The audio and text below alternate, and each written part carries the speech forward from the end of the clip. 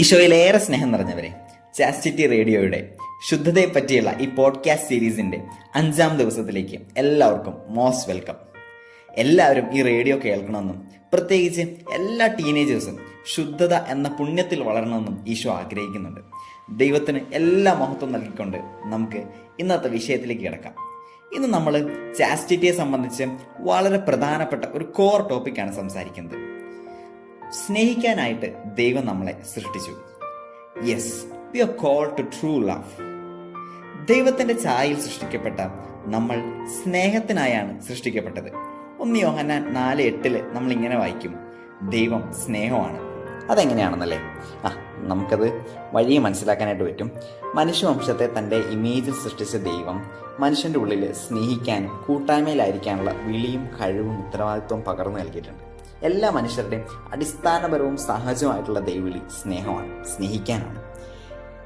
ഇത് ഇച്ചിരി കോംപ്ലിക്കേറ്റഡ് ആയിട്ട് തോന്നും, പക്ഷേ നമുക്ക് കത്തോലിക്ക സഭയുടെ മതബോധന ഗ്രന്ഥം ആരംഭിക്കുന്നത് ഈ വാക്കുകളോടെയാണ്. അനന്തഗുണസമ്പന്നനും തന്നിൽ തന്നെ സൗഭാഗ്യവാനുമായ ദൈവം കേവലം നന്മ മാത്രം ലക്ഷ്യമാക്കി സ്വതന്ത്ര മനസ്സോടെ തൻ്റെ സൗഭാഗ്യത്തിൽ ഭാവാക്കളാക്കാൻ വേണ്ടി മനുഷ്യനെ സൃഷ്ടിച്ചു. ഈ കാരണത്താൽ എല്ലാ സ്ഥലങ്ങളിലും സാഹചര്യങ്ങളിലും ദൈവം മനുഷ്യന് സമീപസ്ഥനായി വർത്തിക്കുന്നു. സർവശക്തി ഉപയോഗിച്ച് ദൈവത്തെ അന്വേഷിക്കാനും അറിയാനും സ്നേഹിക്കാനും ദൈവം മനുഷ്യനെ ക്ഷണിക്കുന്നു. സഭയാകുന്ന തൻ്റെ കുടുംബത്തിൻ്റെ ഐക്യത്തിലേക്ക് ദൈവം വിളിച്ചു കൂട്ടുന്നു. എത്ര മനോഹരാണല്ലേ? ഇനി നമുക്ക് വേറൊരു കാര്യം കൂടി മനസ്സിലാക്കാം. ദൈവം സ്നേഹമാണ്, പരിശുദ്ധ ത്രിത്വമാണ്. പിതാവ്, പുത്രൻ, പരിശുദ്ധാത്മാവ് എന്നീ 3 ദൈവിക വ്യക്തികളുടെ സ്നേഹം പകർന്നു നൽകുകയും സ്വീകരിക്കുകയും ചെയ്യുന്ന കൂട്ടായ്മയാണ് പരിശുദ്ധ ത്രിത്വം. ത്രിത്വം എന്ന സത്യത്തെ പൂർണ്ണമായിട്ട് വ്യാഖ്യാനിക്കാൻ മനുഷ്യരായ നമ്മൾക്ക് പരിമിതികളുണ്ട്. പക്ഷെ എന്നിരുന്നാലും പരിശുദ്ധ ത്രിത്വം പിതാവും പുത്രനും പരിശുദ്ധാത്മാവും തമ്മിലുള്ള അനന്തമായ സ്നേഹത്തിന്റെ കൂട്ടായ്മയാണ്. ദൈവം സ്നേഹമാകുന്നു സത്യത്തിന്റെ മറുവശം മാത്രമാണ് ദൈവം ത്രിത്വമാകുന്നു എന്നത്. ഏകാന്തതയിലായിരിക്കുന്ന ദൈവത്തിന് ഒരിക്കലും സ്നേഹിക്കാൻ പറ്റില്ല. ഏകനാണെങ്കിലും അവിടുന്ന് ഒരിക്കലും ഏകാന്തതയല്ല. ഒരാൾ തന്നെ സ്നേഹിക്കുന്നതിന് ഒരിക്കലും നമുക്ക് സ്നേഹമെന്ന് വിളിക്കാൻ പറ്റില്ലല്ലോ. അത് സ്വാർത്ഥതയോ സ്വയം സ്നേഹമോ മാത്രമാണ്.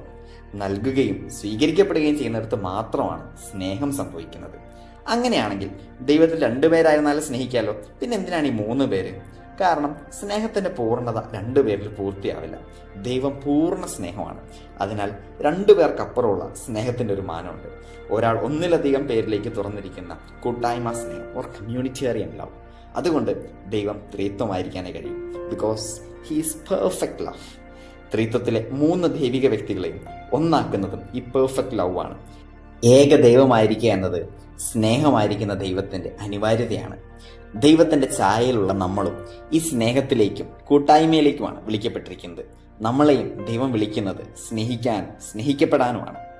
ത്രിയേക ദൈവത്തിന്റെ സ്നേഹത്തിന്റെ മാതൃകയാണ് കുടുംബത്തിലും വിവാഹത്തിലും സമൂഹത്തിലും ഒക്കെ നമുക്ക് കാണാനായിട്ട് സാധിക്കുക. ജോൺ പോൾ 2 മാർപ്പാപ്പ റിഡംപ്റ്റർ ഹോമിനിസ് എന്ന ചാക്രിക ലേഖനത്തിൽ പറയുന്ന വളരെ ബ്യൂട്ടിഫുൾ ആയിട്ടുള്ളൊരു കാര്യമുണ്ട്.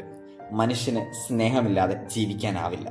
മനുഷ്യന് സ്നേഹം വെളിപ്പെടുത്തപ്പെടുന്നില്ലെങ്കിൽ, അവൻ സ്നേഹത്തെ കണ്ടുമുട്ടുന്നില്ലെങ്കിൽ, അനുഭവിക്കുന്നില്ലെങ്കിൽ, അതിൽ ഭാഗഭാക്കാകുന്നില്ലെങ്കിൽ അവന് തന്നെ മനസ്സിലാക്കാനോ സ്വീകരിക്കാനോ കഴിയുകയില്ല. അവസാനമായിട്ട് യുകാറ്റ് പറഞ്ഞു നിർത്തുന്ന വളരെ വളരെ ബ്യൂട്ടിഫുൾ ആയിട്ടുള്ളൊരു കാര്യമുണ്ട്. സ്വതന്ത്രവും നിസ്വാർത്ഥവുമായ സ്നേഹം മൂലം ദൈവം നമ്മളെ സൃഷ്ടിച്ചു. ഒരു മനുഷ്യൻ സ്നേഹിക്കുമ്പോൾ അവന്റെ ഹൃദയം കവിഞ്ഞൊഴുകുന്നു. ആ സന്തോഷം മറ്റുള്ളവരുമായി പങ്കുവയ്ക്കാൻ അവൻ ആഗ്രഹിക്കുന്നു. അവന് ഇത് തന്റെ സൃഷ്ടാവിൽ നിന്ന് ലഭിക്കുന്നു.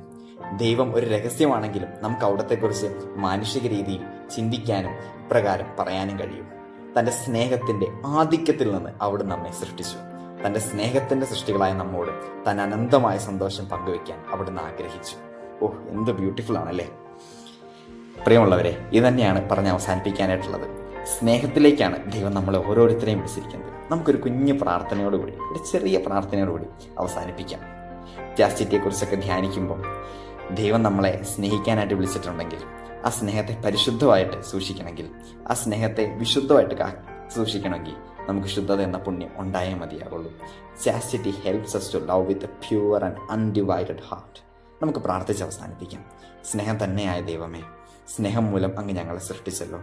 അങ്ങ് എല്ലാത്തിനും ഉപരിയായിട്ട് സ്നേഹിക്കാനും എന്നെപ്പോലെ എൻ്റെ അയൽക്കാരനെ, എൻ്റെ സഹോദരങ്ങളെ സ്നേഹിക്കാനായിട്ടും എന്നെ പഠിപ്പിക്കണമേ, ഞങ്ങളെ പഠിപ്പിക്കണമേ. സ്നേഹത്തിലേക്ക് വിളിക്കപ്പെട്ട ഞങ്ങളെ പരിശുദ്ധമായി സ്നേഹിക്കാൻ പഠിപ്പിക്കണമേ. ആമേൻ. So let's stay holy and let's love one another as brothers and sisters in Christ. God bless you and stay tuned.